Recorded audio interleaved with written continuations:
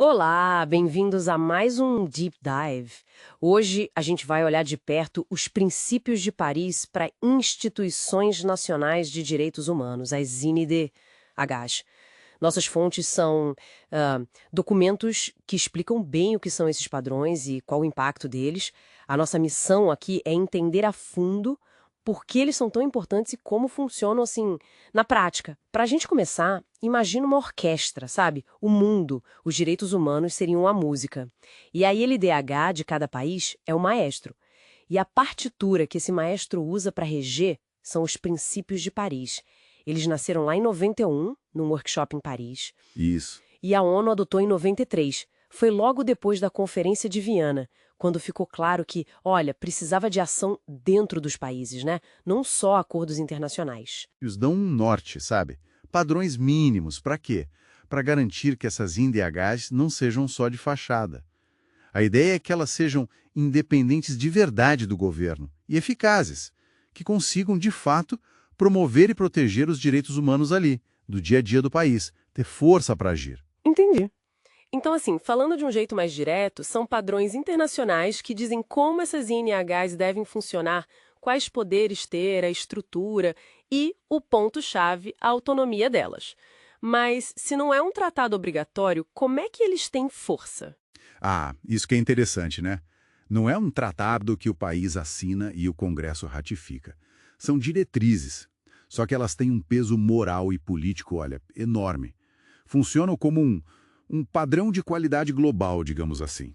Uma INDH que segue os princípios de Paris está sinalizando para o mundo, olha, a gente leva a sério direitos humanos aqui. É um selo de legitimidade internacional. E tem um jeito formal de conseguir esse selo, né? As fontes falam da GANHRI, a Aliança Global, ligada à ONU. Ela que faz essa avaliação. Isso, a GANHRI. Eles têm um processo bem rigoroso de credenciamento. Eles olham a lei que criou a INDH, como ela funciona na prática e comparam com os princípios de Paris. O status A é o top, significa conformidade total. E esse status A faz diferença. Muita não é só um diploma na parede. Ele dá à instituição o direito de falar no Conselho de Direitos Humanos da ONU, por exemplo, e em outros fóruns internacionais também, com voz própria, independente do governo do país. É como você disse da orquestra. O maestro local passa a ser reconhecido e ter voz no palco mundial. Certo. E trazendo isso para a vida das pessoas no país, como essa estrutura toda, esse reconhecimento se traduz em proteção de verdade? Bom, aí a gente vê a coisa funcionando. A independência que os princípios exigem permite que a INDH investigue violações, critique o governo se for preciso sem medo de retaliação. Isso pode ser desde, sei lá, visitar uma prisão para ver as condições, até analisar um projeto de lei e dizer, olha, isso aqui fere direitos humanos. E a questão do acesso que você mencionou? Fundamental, a acessibilidade. Qualquer pessoa, qualquer ONG pode levar uma denúncia para a INDH. E ela tem que investigar, tem um mandato para isso. Pode mediar conflitos, pode levar o caso para a justiça. Além de investigar, as fontes falam também de um papel de promoção, né? Educar e tal. Exatamente. As INDHs com status A geralmente têm esse mandato mais amplo, promover uma cultura de direitos humanos. E isso não é só fazer cartilha, não. É dar treinamento para policial, para juiz, para servidor público.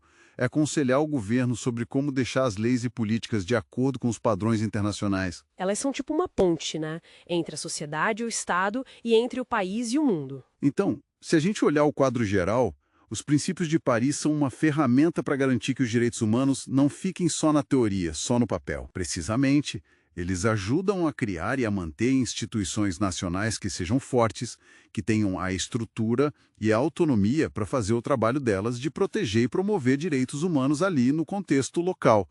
E, ao mesmo tempo, conectam essa ação local com os padrões e a supervisão internacional. Cria um ciclo, né, de responsabilidade. É um esforço para tornar a proteção uma coisa concreta, visível, que possa ser acompanhada. Entendido. Fica bem claro, então, que os princípios de Paris são essenciais. São a estrutura que dá força para as instituições nacionais protegerem os direitos humanos de forma eficaz, conectando o que acontece aqui dentro com o que se espera lá fora. Sim, sem dúvida. Mas sabe, isso me faz pensar numa questão. Os princípios dão a base para a independência, para o mandato, E o credenciamento da GANHRI confirma isso no papel, né? O status A. Mas aí fica a pergunta, até que ponto a cultura política de um país e os recursos, dinheiro, gente, que são de fato dados para essa NDH, não acabam limitando ou, quem sabe, potencializando a eficácia dela na prática? Porque mesmo uma instituição com status A pode ter dificuldades enormes, dependendo do governo da vez, do orçamento. Como essa estrutura formal conversa com a realidade política e financeira de cada lugar? É algo para a gente pensar, né? Ao avaliar o impacto real delas.